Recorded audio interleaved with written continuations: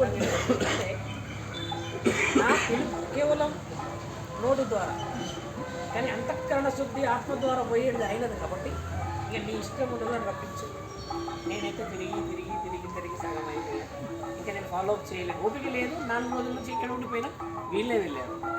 ఇప్పుడు వచ్చిన వాళ్ళందరూ కూడా ఒక బలం, మీతో పాటు మీరు ఆరాధించే దైవం మీ వెంబడి రావడం గమనారు. ఇప్పుడు సాధువుల ద్వారా ఈ ప్రాంతం అంతా పావనం అయిపోయిందని చెప్పేసి అందరూ చెప్పుకున్నారు. పేపర్లలో రేపు ఛానల్ చెప్పుకుంటే మేము పుణ్యకారకులు, మాతో వేరే వాళ్ళు పుణ్యస్తులు ఉన్నారు అనేది రుజువు నాకు. క్షేత్రస్థాయిలో పనులు మొదలు పెడతాం కార్తీక మాసంలో. మళ్ళీ అప్పుడు కూడా మనందరమే రావాలి.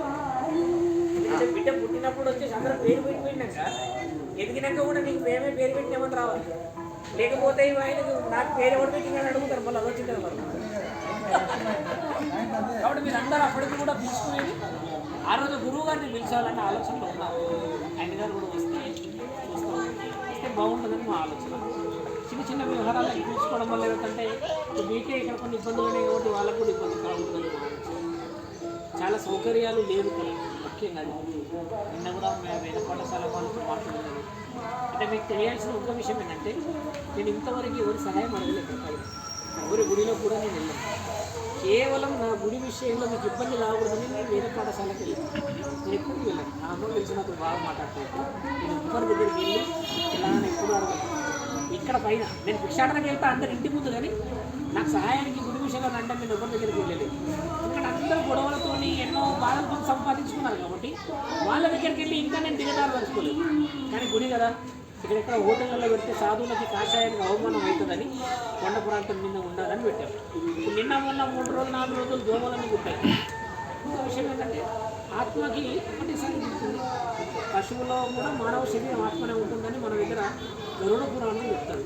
కాబట్టి ఈరోజు మిమ్మల్ని పుట్టిన ప్రతి దోమని మీరు ఇండైరెక్ట్గా పాపం వచ్చి వారిని పావనం చేసినట్టే. ఎందుకంటే సాధువులు పుట్టాలన్నా వాడికి అర్హత ఉండాలి. నిన్న ఆడ కూర్చొని నేను అదే మాట్లాడుకుంటున్నాను. పుణ్యముంటేనే పుట్టినేమో అవి మరో జన్మకి, ఎందుకంటే చంపేస్తాను సచేయదు, మరో జన్మకి మంచి పుట్టాను. మర్యాద మీరు కొంచెం బలంగా చేశారని విడికి. కాబట్టి మీ అందరూ రావడం నాకు చాలా ఆనందంగా. సాయంత్రం కూడా చిన్నగా పూజనే ఉంది.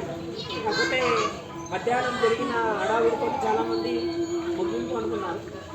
ముగింపులు వచ్చి హారపల్లి పట్టిన తర్వాత కలశాలన్నింటినీ అక్కడి నుంచి వాటి స్థానాల నుంచి కదిలించే ఒక ఏర్పాటు చేసిన తర్వాత పూజ సమర్పించడం సంపూర్ణ కార్తీక మాసంలో మొదలు పెడతాను. పండుగ దానికి దీంట్లో తిరిగే అవకాశాలు పెట్టుకున్నాను. గుడి యొక్క ప్రణాళిక సుమారు 14 కోట్లు కాబట్టి కొంచెం ఆలస్యంగా పోతుంది. 60-70 లక్షల్లో కూడా నేను కట్టేయచ్చు కేదార్నాథ్, కానీ అది శివరుద్ర సాధు కాటే వెళ్ళిపోతుంది. ఎందుకంటే 15 సంవత్సరాలు 30 సంవత్సరాలు 20 సంవత్సరాల కంటే ఎక్కువ ఉంటుంది. ఇప్పుడు మనం కట్టబోయే గుడి 2200 సంవత్సరాలు ఉంటుంది. అంటే చాలా సంవత్సరాలు ఉంటుంది. రాయి కాబట్టి రాయితోనే కట్టడం చేతి అది అలానే ఉండిపోతుంది. ఆ ప్రణాళిక కోసమే ఇంత ఎక్కడెక్కడి నుంచో రాళ్ళు, ఎక్కడి నుంచో శిల్పులు వీళ్ళందరూ మాట్లాడి పెట్టారు. గుడి మన గుడి కట్టే శిల్పికే 1 CR ఇస్తున్నాం. అంటే ఆయన యొక్క నైపుణ్యత, ఆయన దాని గురించి ఆలోచించారు. గుడి కూడా అమ్మ కట్టిన తర్వాత మీరందరూ నిజంగా మనందరం పావనం చేసే ప్రక్రియలోకి వెళ్ళాలి.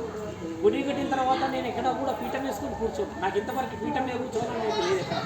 నేను ఏ రోజు పీఠం మీద కూర్చోను, ఇదే చీర మీద కూర్చుంటాను. ఇప్పుడు ఇక్కడే కూర్చుంటాను. అంటే పీఠం వేసుకొని కూర్చోవాలి, మఠం వేసుకొని కూర్చోవాలని నాకు లేదు. ఎందుకంటే కంప్లీట్ అడ్రస్ అది చెట్టు కింద, లేదా ఈ చెట్టు కింద నా అడ్రస్ ఏంటంటే దీంట్లో కిందనే కూర్చుంటా, గోడ మీద కూర్చుని మాట్లాడతాను.